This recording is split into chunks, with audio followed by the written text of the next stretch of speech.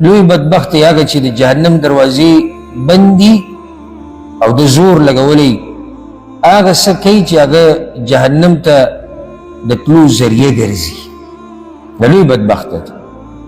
د رمضان میاشت هغه میاشت ده چې په دې کې الله رب العزت بې حسابه بندگان د اور نه ازادوي.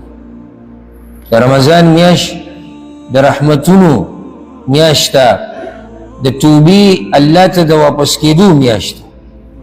د رمضان میاشت د دعاګانو، د تلاوتونو، د جړاګانو، د منځونو، د ذکرونو،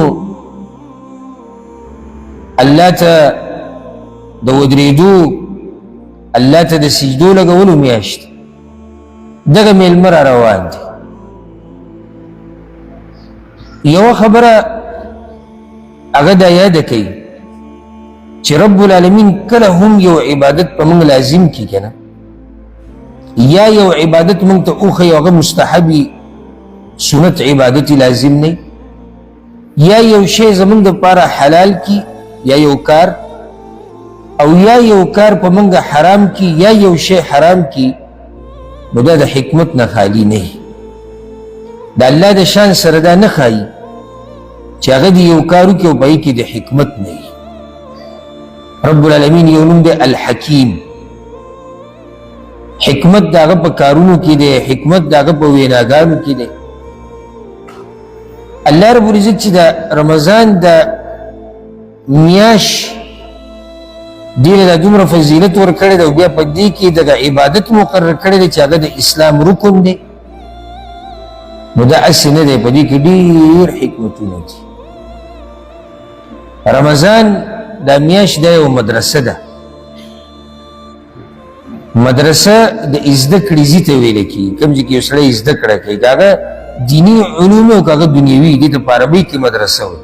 اگر که زموږ طرفونو ته دا مدرسه ټکی هغه ځای سره مشهور شوی دی چې هلته دیني علوم ښویه کېږي. نور مدرسه هر هغه ځای ته ویلی کېږي چې هلته زده کړه کېږي.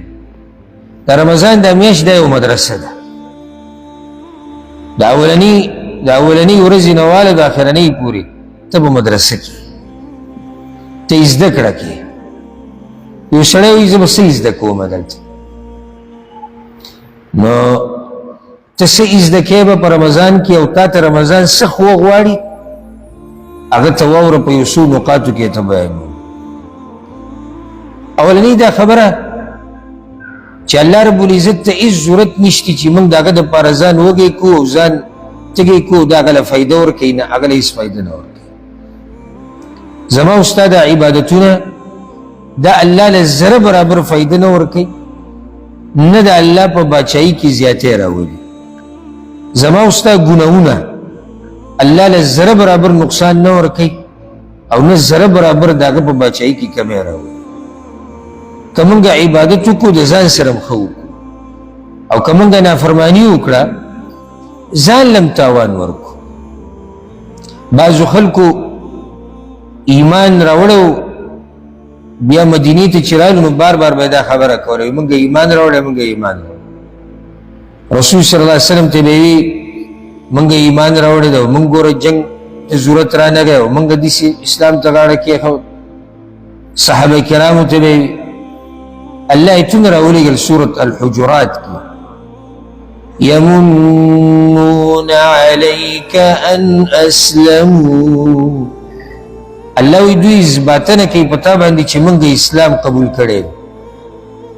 قل لا تمنوا علی اسلامکم بل الله یمن عليكم أن هداكم للإيمان. ويجو إثباتنا كي چې موږ اسلام قبول کړی، الله ورته وایي اثباتنا مه کوئ، اثباتنا خو الله کوي چې تا له توفیق درکړی د ایمان. الله ته څه ضرورت دی چې زه د سحر نه د ماښامه پورې چې دی نه څه خورم نه څه څښم. خو دا د الله احسان دی چې ما له د دغه عبادت توفیق راکړی، احسان د الله دی. دي کې خو فائدې زمونږ دي، دنیوي فائدې هم دي، د آخرت پکې هم فائدې دي.